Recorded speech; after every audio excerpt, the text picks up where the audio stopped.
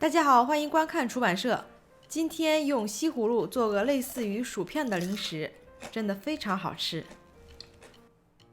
这是我选的西葫芦，应该属于中等大小，需要切片。厚度的话，最好别超过3毫米。厚片吃起来更香，薄片吃起来更脆，可以混着切。最后比较一下，看看自己更喜欢哪一种的。切好的放到大碗中，尽量让每片分离。因为我这个碗比较小，我分2次加盐，盐一共就加1茶勺，比这个少可以，但是别多了，会咸的。尽量片片分离，多翻几下，让盐均匀的抹到每片上面。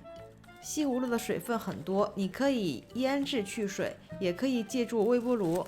放进微波炉之前，盖上保鲜膜，在保鲜膜上戳几个小孔，以免保鲜膜贴合到西葫芦上面。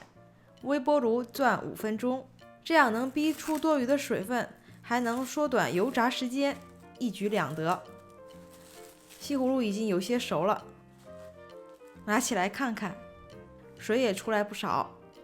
移到别的容器中。这个呢，我是在网上看到的，说是哪家餐厅提供的类似于小菜的东西，我也试着做了一次，没想到真的挺好吃的，感觉比薯片强。不用太干，只要看不到明显的流水就行，有点也不怕的。撒点杂物粉，没有可以用面粉加上淀粉，推荐使用土豆淀粉会更脆。今天我没有用淀粉，如果家里有的话，可以杂物粉和淀粉一起使用，那就更脆了。比例的话就1比1，我这个就不加了，图省事儿。用平底锅能省点油，丢一个进去看看油温，等它浮上来，说明可以了。其他的也下到油锅里，我一直开的中火，大约2分钟就已经开始变色了。捞出看看是不是变硬了，能敲出响，油炸声音大，听不太清楚，这样就可以了。捞出放到一边控油。做完也不是很多，我拿一个小块尝尝，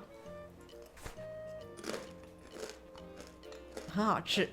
西葫芦炸出来之后会有甜味儿，是正好的那种甜，别有一番风味。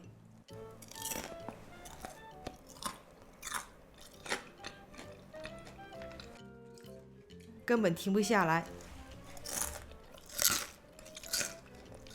今天的视频就到这里了，记得关注订阅我的频道，我们下次再见，拜拜。